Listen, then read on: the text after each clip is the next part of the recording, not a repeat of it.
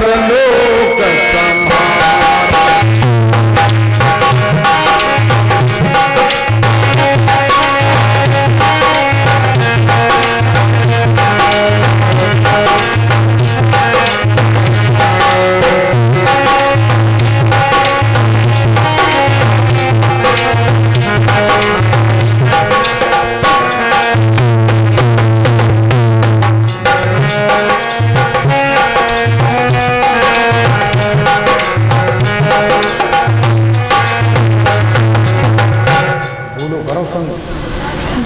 कहते हैं जिन्होंने ऐसे मनुष्य शरीर को पाकर के अपने परलोक का सुधार नहीं किया है, परलोक में जाने का रास्ता नहीं जाना है, वे लोग जो हैं संसार में यूं ही पशु और पक्षियों की तरह जीवन जी रहे हैं। जिसके लिए बताया जाता है कि सामने विद्यान तपोर दानम ज्ञानम न शीलम न गुणो न धर्मा अरुते मृतलोके भूभार भूता मनुष्य रूपेण मृगा प्रचरन्तु। कहते हैं नीति श्लोक में ये सामने विद्या जिसमें न किसी प्रकार की विद्या है, किसमें आदमी के अंदर किसी प्रकार की विद्या है। एवं न विद्या न तपो न दानम, और ना ही उसने अपनी इंद्रियों को ही तपाया। इंद्रियों को तपाने का मतलब क्या होता है? इंद्रियों को तपाने का मतलब ये होता है कि ये जो हमारी आंखें हैं, शरीर में 5 कर्मेंद्रिय होती हैं, 5 ज्ञानेंद्रिय होती हैं। तो ज्ञानेंद्रियों में आंख आती है। इस आंख की तपस्या क्या है? इस आंख की ये तपस्या है कि इन आंखों से हम अपनी पत्नी को छोड़ करके संसार की जितनी भी हमसे कम उम्र की महिलाएं हैं उनको बहन और पुत्री, बड़ी हैं उन्हें मां, बड़ी मां, चाची के रूप में देखें। ये क्या किसकी तपस्या है?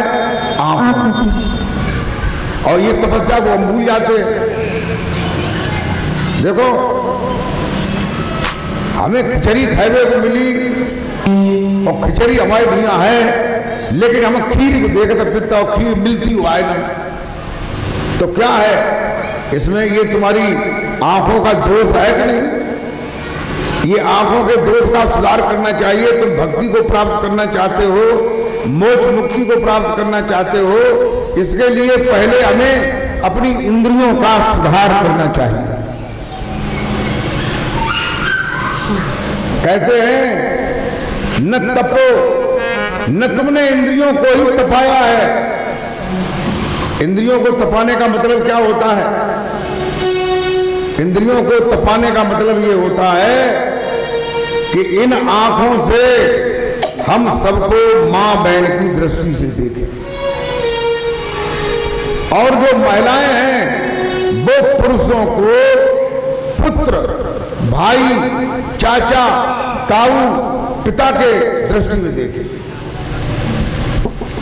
ये बात केवल पुरुषों के लिए ही नहीं है कि पुरुष देखें और महिलाएं न देखें। तो उनके लिए भी तो वही कानून है, वही आंखें उनके पास हैं, वही आंखें पुरुष के पास। और कानों की तपस्या क्या है? कानों की ये तपस्या है कि इन कानों से हम संतों का सत्संग सुने, भगवान की कथा सुने, अच्छे अच्छे भजन सुने, अच्छी अच्छी बातें सुने। ये कानों की तपस्या है। कानों की ये तपस्या नहीं है कि कानों में हमने लीड लगा ली और बरेली के बाजार में झुमका गिर रहा है भीतर दिमाग में, और चारों ओर हम जो है लोगों को देख रहे हैं उसी झुमके के आधार पर। तो बताइए ये तुम्हारी तपस्या है? नहीं है। कानों की तपस्या को करो, कानों से अच्छी बातों का श्रवण करो। है? अब कानों से तुम्हें क्या अच्छा लगता है? कोई तुम्हारी प्रशंसा करे, है? तुम्हारी बातें करे कि वे बहुत बढ़िया आदमी है, तो तुम्हें अच्छा लगेगा। और कोई जगह बहुत खराब आदमी है, तो कानों में जो है भर्रइयां लगी हैं कि हमको गलत बता रहा है। तो प्रेमी भक्तों,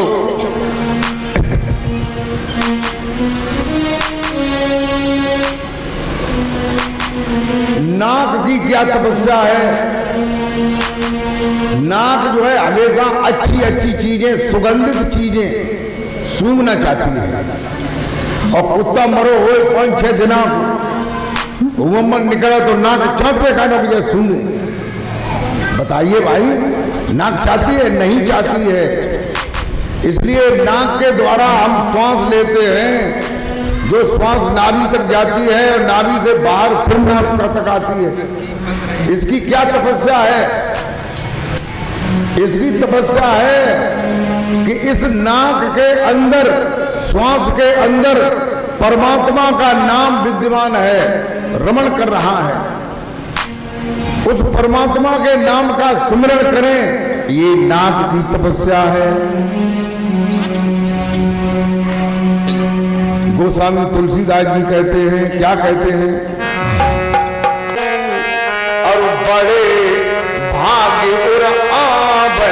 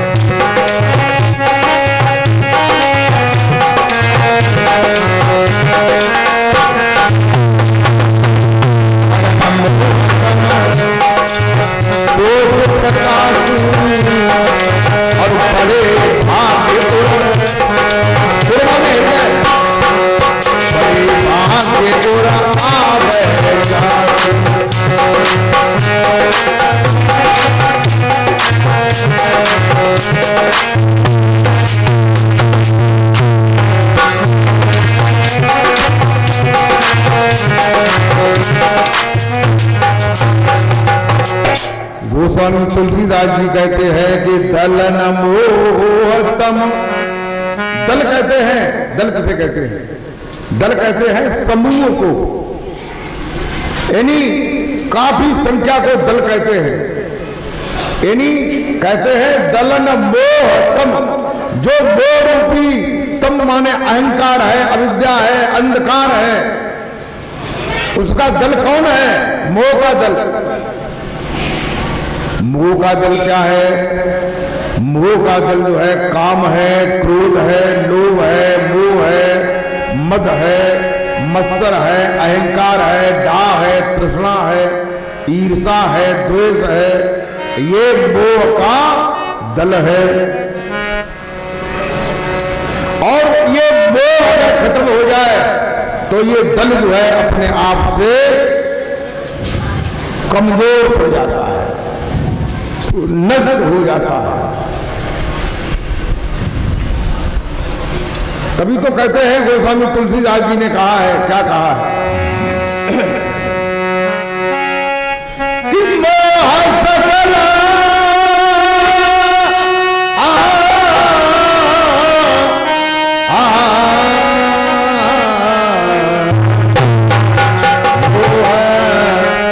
सकल व्याधि न कर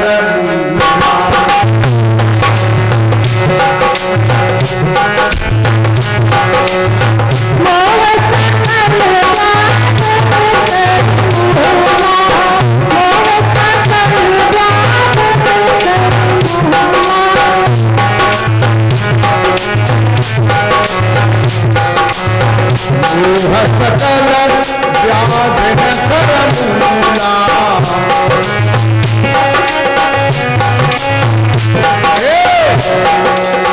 उपजत है व्यास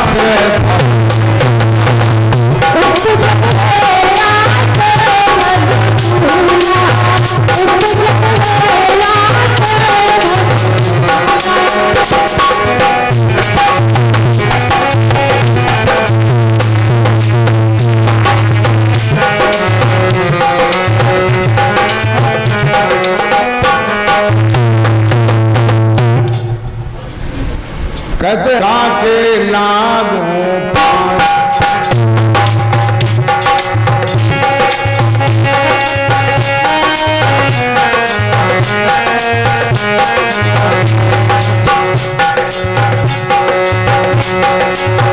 गुरु गोविंद दोनों खड़े राके लागू पास अब बलिहारी उन गुरन की जो गोद दिखाए कबिया गोद मिलाए।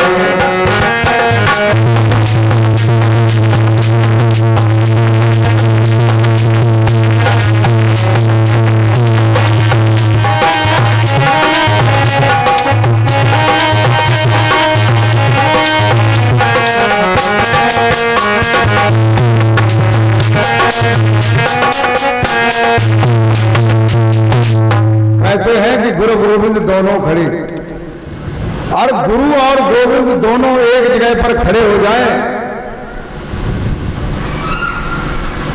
तो हमें पहले किनके चरणों में हम नतमस्तक होना चाहिए? गुरु के चरणों में होना चाहिए, क्योंकि जो गोविंद हैं, जो भगवान हैं, वो गुरु जब नहीं मिले थे तब भी थे, और आज गुरु मिले हैं तब भी वो गोविंद हैं। लेकिन गुरु जी ने ही गोविंद का दर्शन कराया है, गुरु जी ने ही रामायण में गोस्वामी तुलसीदास जी ने सबसे पहले एक सोरठा लिखा है। रामायण में इस क्रम से लिखा है, पहले सोरठा लिखा है, फिर दोहा लिखा है, फिर 10 चौपाई लिखी हैं, उसके बाद फिर 10 चौपाइयों का एक दोहा, 10 चौपाइयों का दोहा, ऐसे 10 दोहे निकल जाते हैं, तब एक सोठा और दोहा और 10 चौपाइयां आती हैं। गुरु पद कंज कृपा सिंधु नर रूप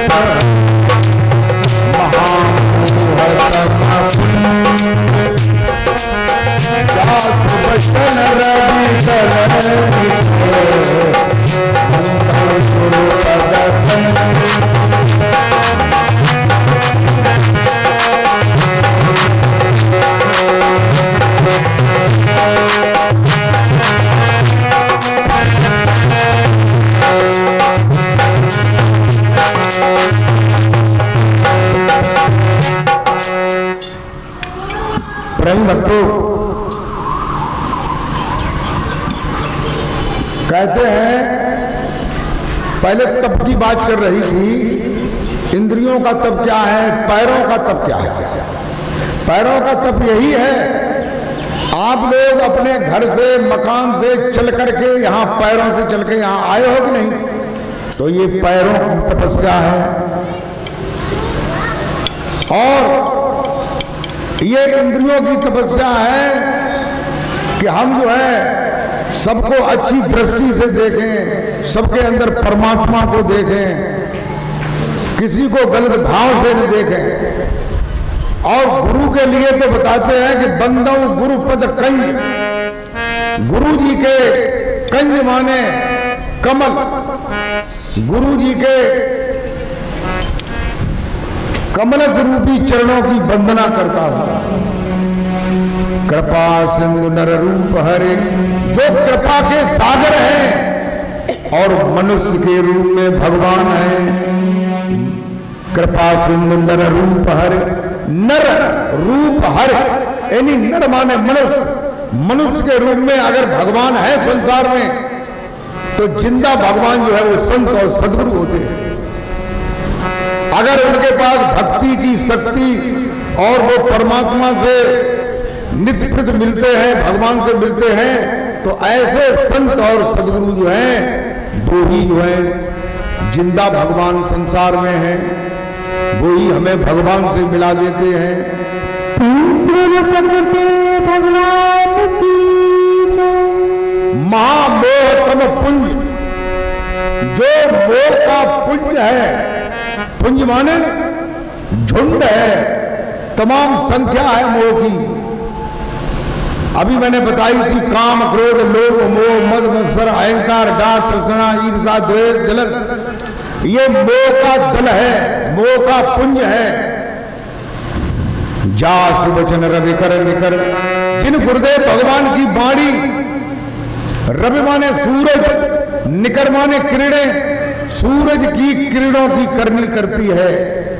सूरज की किरणों में क्या करनी होती है कि सूरज जब निकलता है तो उसकी किरणें फैलती हैं, तो उससे सारे संसार में उजाला हो जाता है। प्रेमी भक्तों, तो ऐसे सद्गुरुदेव भगवान को उनकी शरण में चला जाना चाहिए, जो भगवान से मिलाते हैं, जो ईश्वर से मिलाते हैं, जो परमात्मा से मिलाते हैं।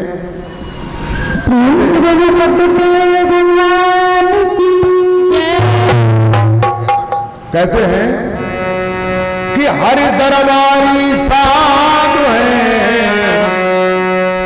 इनसे सबक है।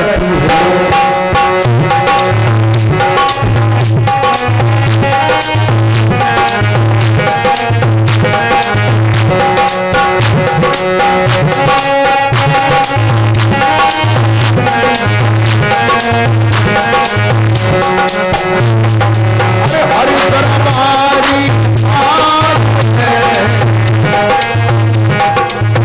इनसे सबक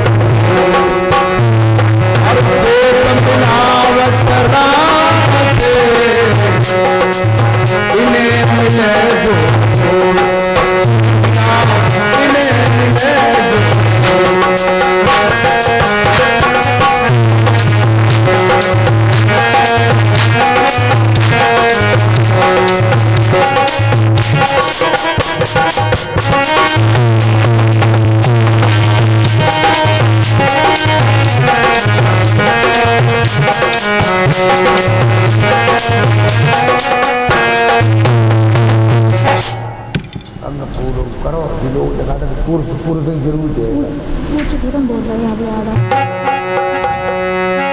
कि सात गुरु संसार में और सेवक सब संसार।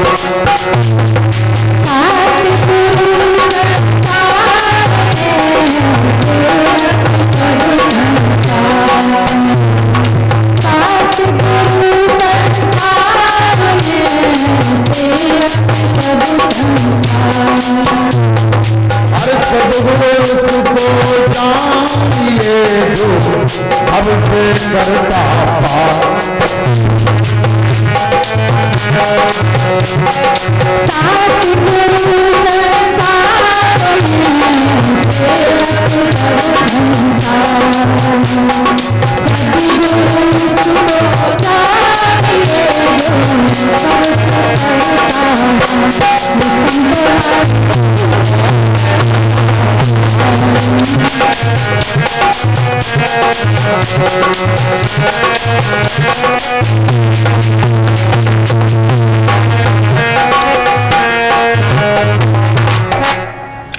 कहते हैं तो सास जो है किसी कारण बस अंधी हो गई तो बहू ने कहा काम करो, मठा फेरने वालों को पसंद ना आते तो फूट गओ,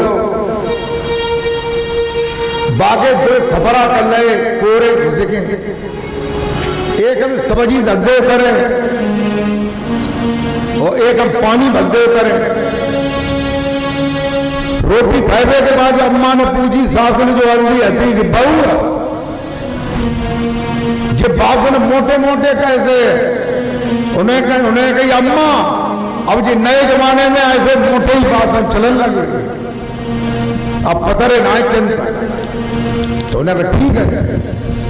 फिर कुछ दिनों बाद जो है बहू जो है बाकी लड़का भाओ और लड़का बड़ो रहो और बाकी बहू आई। फिर क्या हुआ, इधर जो है कुछ साल बाद जो है अंधी सांस खत्म हो जाती है और बहू कुएं से पानी भर के घर लाती है। रास्ते में सास की बहू की भेंट हो जाती है। सास जो है अपनी अम्मा के, अंधी अम्मा के जो खपरने में खबाती में खपरा बाहर डालने के लिए जा रही है और बहू जो है पानी भर के ला रही है। तो बहू ने बाल्टी रख दी, जगह अम्मा जुका करती बिनी की कत्त का जो खपरा है फेंकन जाता है, बिनी की अच्छी तरह से हुई दे पे तुम लाई, क्यों कि तुम्हें उस जगह की जरूरत पड़े है। बोलिए सदगुरुदेव भगवान की जय। इसलिए माँ बाप की प्रतिष्ठा करो, माँ बाप को मत भूल जाइए। देती हैं कि तुम कहीं दूर नहीं आए हो, ये आनंद की आवाजें बाहर भी हैं।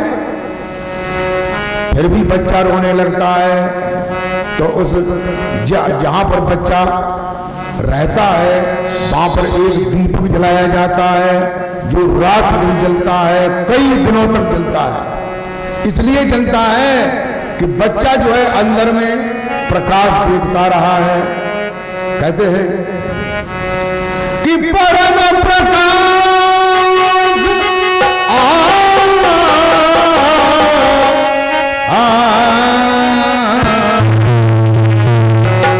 परम प्रकाश रूप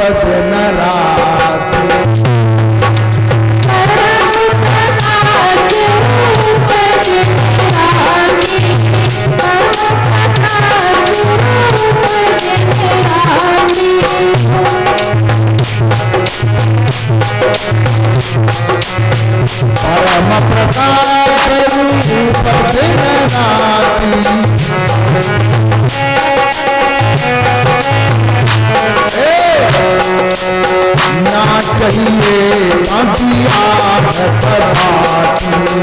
ना चाहिए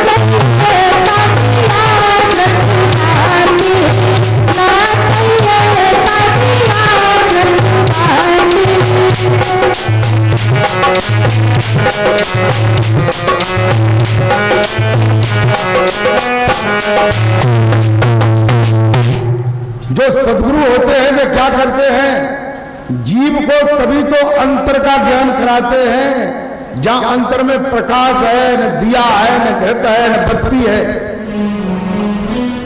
न बिजली है, न तेल है, कोई चीज नहीं, लेकिन अंदर में प्रकाश हो रहा है। उसका दर्शन कराते हैं। अंदर में जो मन मंदिर है जिसमें अनहद नाद बज रही है, उस अनहद नाद का ज्ञान कराते हैं।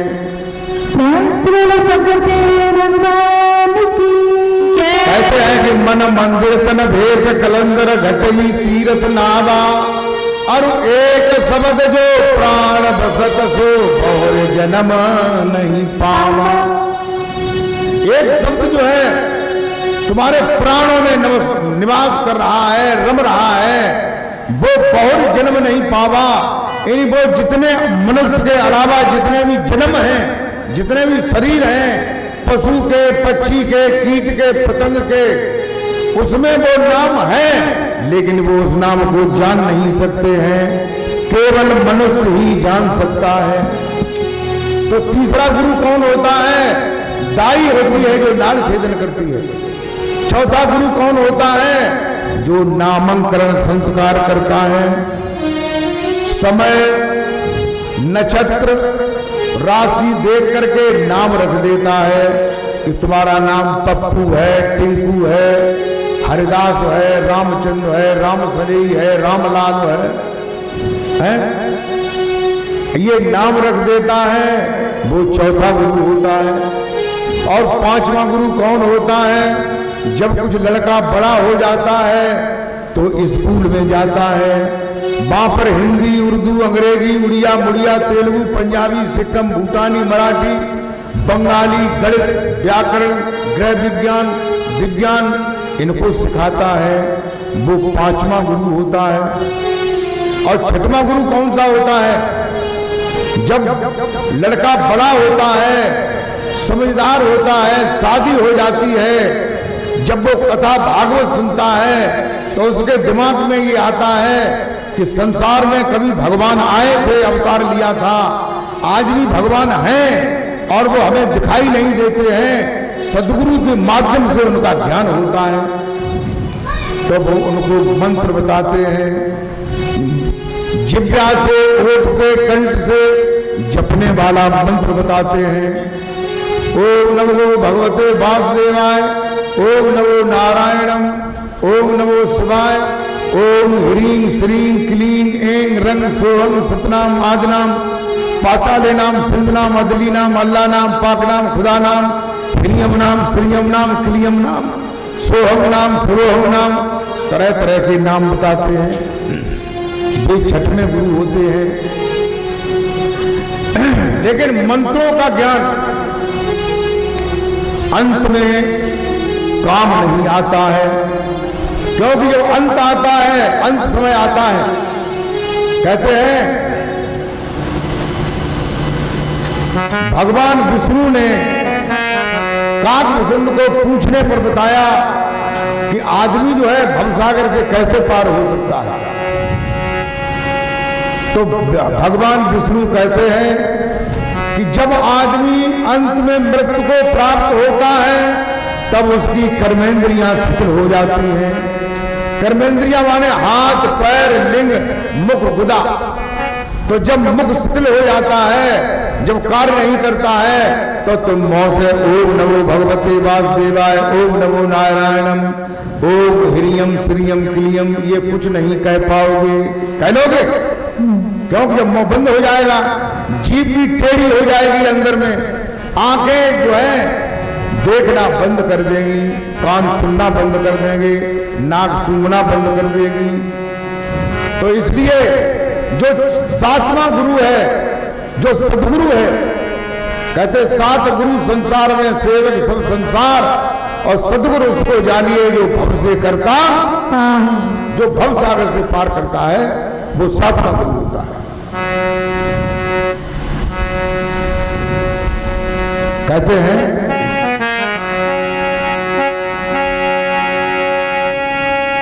कि जासु नाम सुमिरत एक बारा, और उतर नर भव सिंधु अपारा।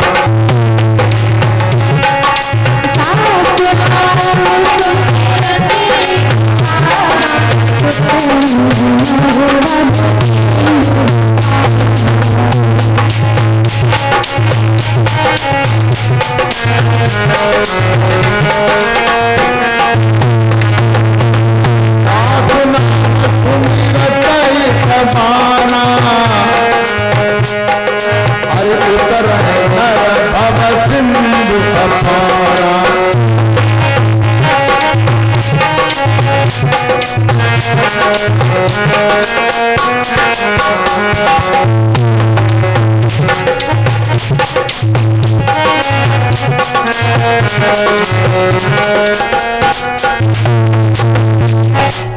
कहते हैं कि जाप नाम सुमिरत एक बारा, जिस भगवान का नाम तुम्हारी श्वासों के अंदर रमण करता है, उसको अगर एक बार सुमिरन करें तो जीव जो है भवसागर से पार हो जाता है। बोलिए सद्गुरुदेव भगवान की। एक बार का मतलब क्या होता है? बार माने ये भी होता है जो बाल हमारे शरीर में है। बार माने दिन भी होता है, जैसे रविवार, सोमवार, मंगलवार, बुधवार, बृहस्पतिवार, शुक्रवार, शनिवार, ये भी बार होता है। लेकिन यहाँ बार से मतलब क्या है? बार से मतलब है सुरती जब पिंड से ब्रह्मांड में जाती है, उसे बार कहते हैं। जब एक बार ऐसा हो जाए कि सुरती पिंड से ब्रह्मांड में पहुंच जाए तो वह जीव भवसागर से पार हो जाता है। प्रेम से बोलो सतगुरुदेव भगवान की जय। गोस्वामी तुलसीदास जी कहते हैं कि नाम लेत भव सिंधु सुखाई और करो विचार सज्जन मन माही।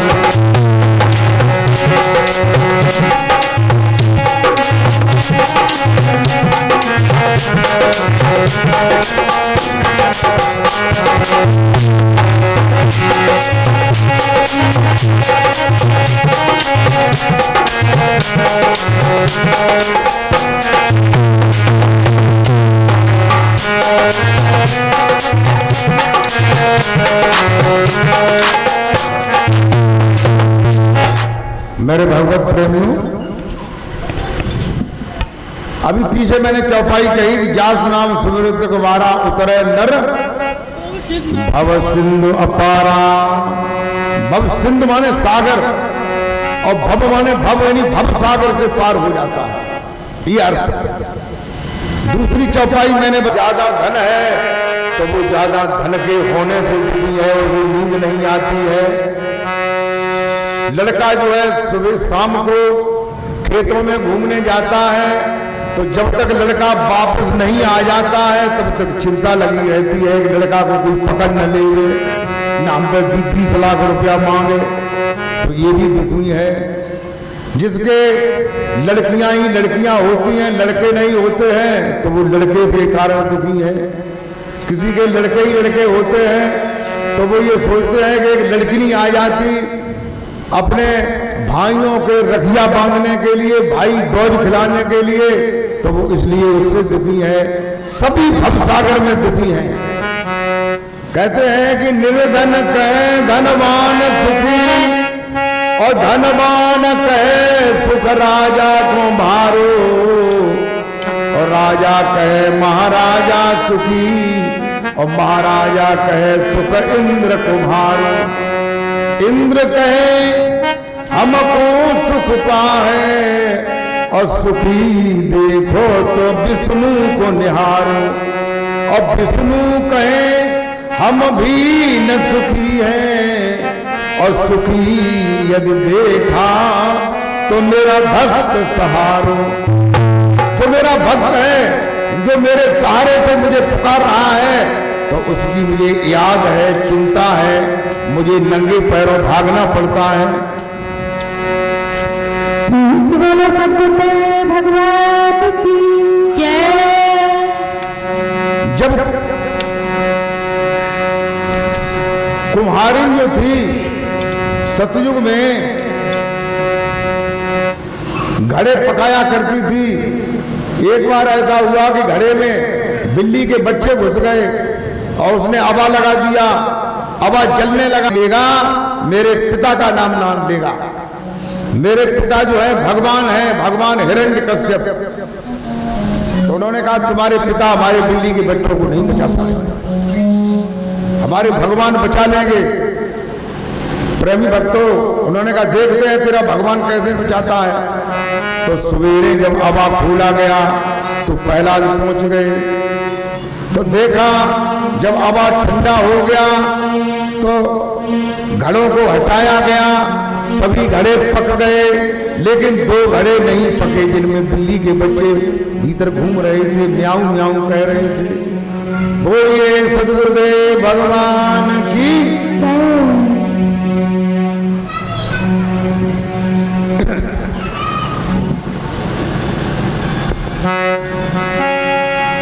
ऐसे सदगुरु अगर मिल जाए तो गोस्वामी तुलसीदास जी कहते हैं कि करण धारण सदगुरु नामा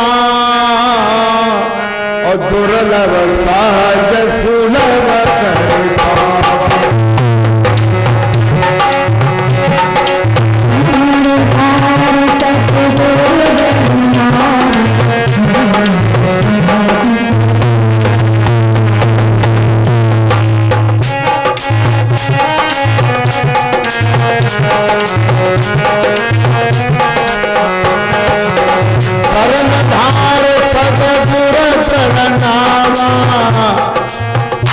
रव साज सुरव कर पावा भार सब बलिहारा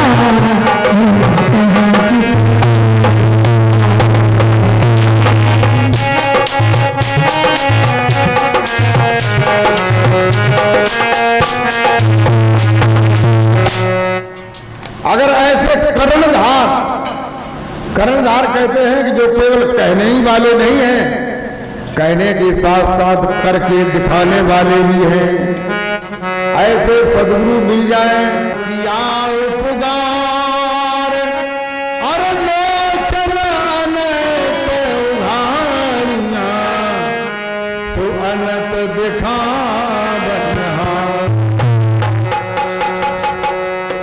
सद्गुरुदेव भजन में कहते हैं, क्या कहते हैं? अरे मोए सद्गुरु दियो जगाए, नहीं तो मैं हरे हरे, नहीं तो मैं सो जाती मोरे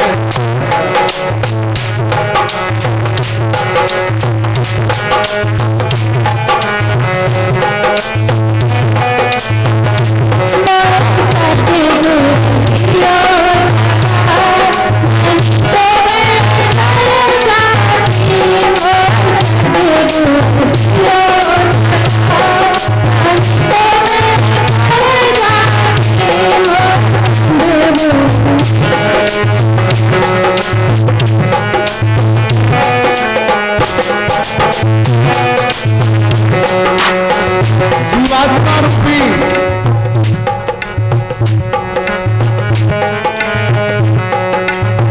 एक भटकती हुई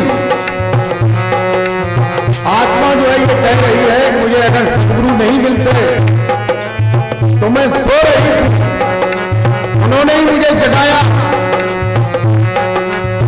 प्रेमी भक्तों, जो सद्गुरु से जुड़ करके भक्ति लेकर के नामदान लेकर के जो सद्गुरु के पास नहीं जाते हैं, सद्गुरु का ध्यान नहीं करते हैं, अपने घर में सद्गुरु की फोटो नहीं लगाते हैं, नित्य भजन ध्यान नहीं करते हैं, वे सो जाते हैं, भक्ति से अलग हो जाते हैं। इसलिए सद्गुरु की मूर्ति का ध्यान करो, घर में एक छोटा सा मंदिर बनाओ जिसमें सद्गुरु की मूर्ति की स्थापना करो, नित्य नित्य आरती पूजा करो और उनका बताया हुआ रास्ता है बच्चों, तो भक्ति तुम्हारी जागृत बनी रहेगी और तुम सोओगे नहीं, जागृत। मोहे सद्गुरु तो मैं हरे हरे, नहीं तो मैं हो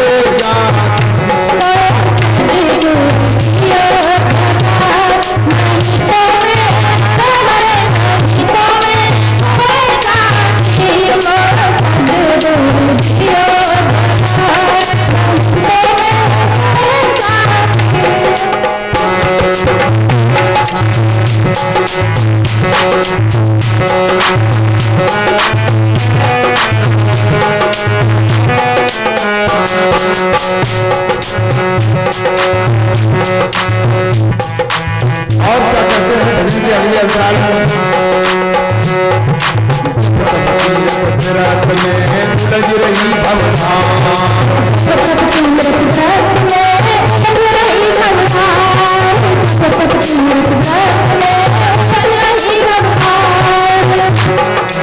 संसार के गुरुओं ने मुझे मंत्र जपना, तपस्या करना, व्रत रहना, तीर्थ में जाना ये बताया, मैं इसमें उलझी रही, आज भी उलझी हुई हूँ। जब तक तीर्थ में रही अवतार,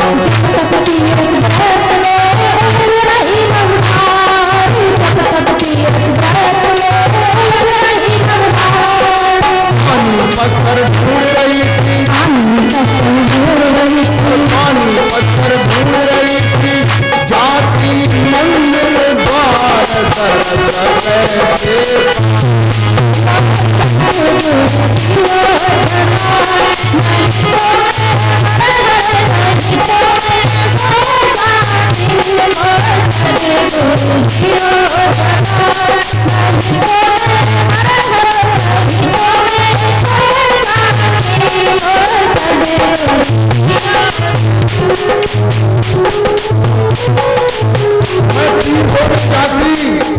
तो वहां पानी मिलता, गंगा का पानी मिलता, त्रिवेणी का पानी मिलता, यमुना का पानी मिलता, गंगा सागर का पानी मिलता, वहां पत्थर के भगवान मिलते। और मंदिर में जाती, मंदिर में भी पत्थर के भगवान मिलते। लेकिन जो असली भगवान है, जो आंखें खोलते हैं, बोलते चाहते हैं, कहते सुनते हैं, उनका कैसे दर्शन होता? कैसे है?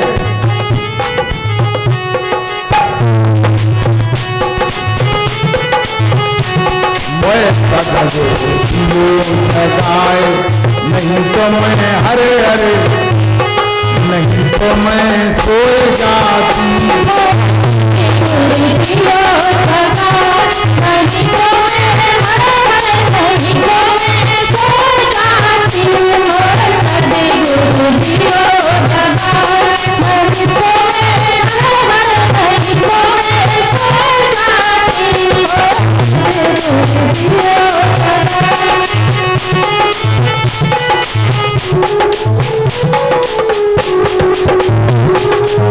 और क्या कहते हैं भजन के अगले अंतराल में?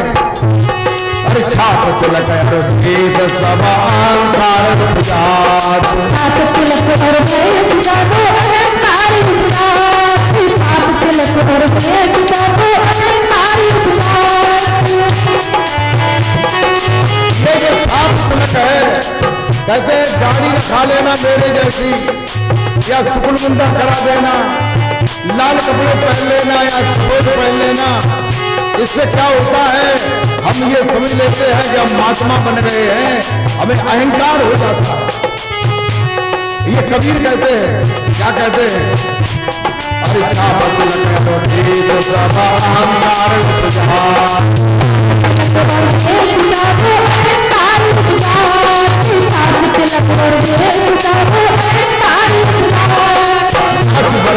ज्ञान लक्ष्मी, जात भरने हर ज्ञान लक्ष्मी, चतुराई मन भाकर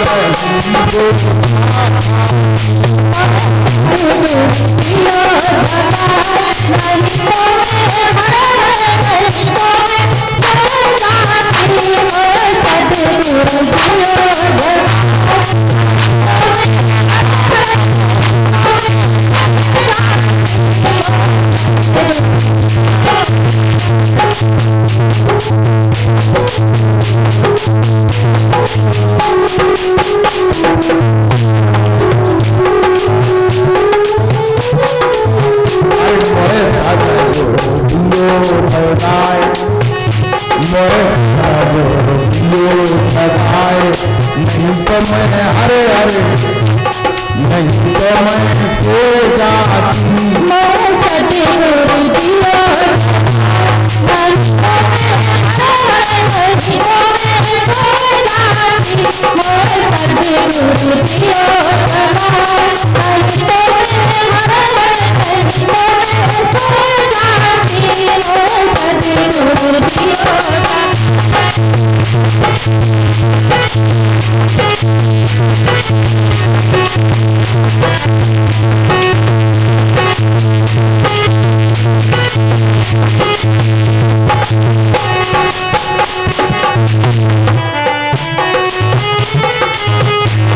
और भजन के अगले अंतराल में कहते हैं कि सतगुरुदेव भगवान ने मुझे कैसे जगाया। मैं सो रही थी, मैं जप में, तप में, व्रत में, तीर्थ में, भेद में, छाप में, तिलक में उलझी हुई थी। लेकिन जब मुझे पूर्ण सदगुरु मिले तो मैं कैसे जगी? कहते हैं अरे समझ सदगुरु दिया सदगत रहे समाज, सदगुरु दिया सदगत रहे समाज, सदगुरु दिया सदगत रहे समाज। मेरे गुरुदेव भगवान ने एक ऐसा शब्द दिया जो मेरे अंदर भी हो रहा है और संसार में जितने भी धुना जुलाए तेली कबोली ठाकुर ब्राह्मण बनिया लोहार सबके अंदर जो है वही शब्द हो रहा है। चाहे वो हिंदू हो, मुसलमान हो, सिख हो, जैन हो, ईसाई हो, बौद्ध हो, मराठी हो, किसी भी धर्म का मानने वाला हो, सबकी अंदर जो है वो शब्द जो है समाया हुआ है। एक शब्द सतगुरु दिया शब्द रहे समाज, सतगुरु दिया शब्द रहे समाज, सतगुरु दिया शब्द रहे समाज। ऊपर हो घटे लखा, ऊपर हो घटे लखा, दिया स्नान कराए नहीं तो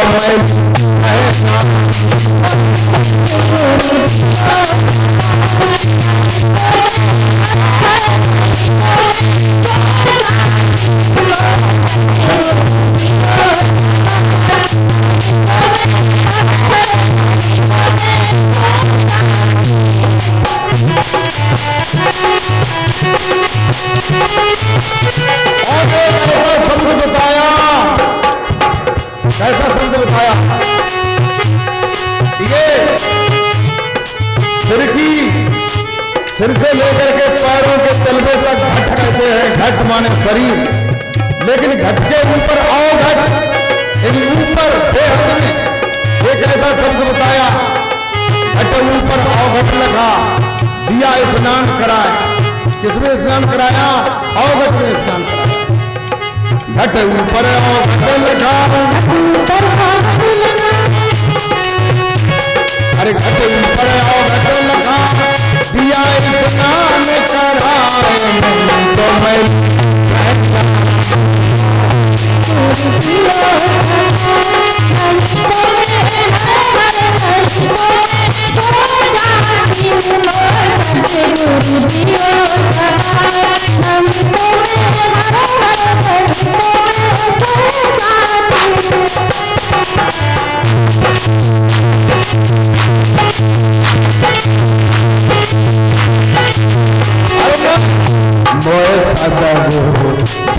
लगाए तो मैं हरे हरे तो मैं दे जाती।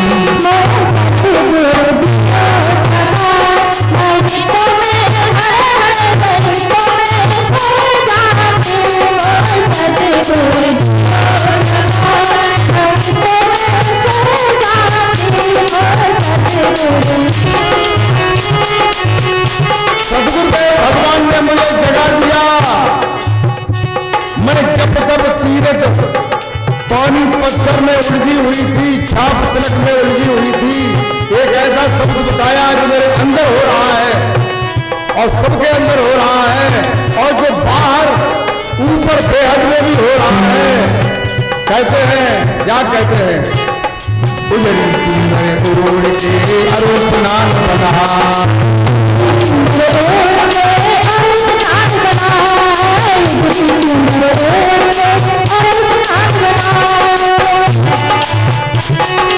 जब मैंने अवघट घाट में स्नान किया तो मेरी मनरूपी चुनरी उजली हो गई, साफ हो गई। मैंने स्नान किया। कहते हैं उजली चुनरी उड़ के अब स्नान बनाए,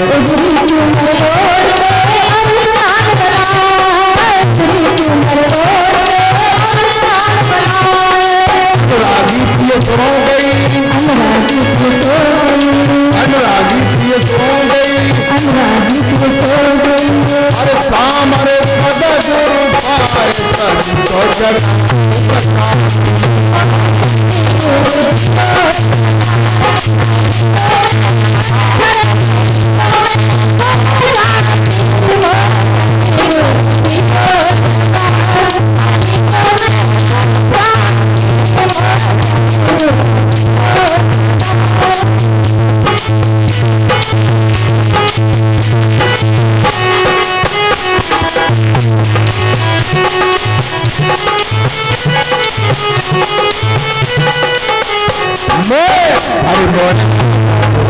दियो जलाए नहीं तो मैं हरे हरे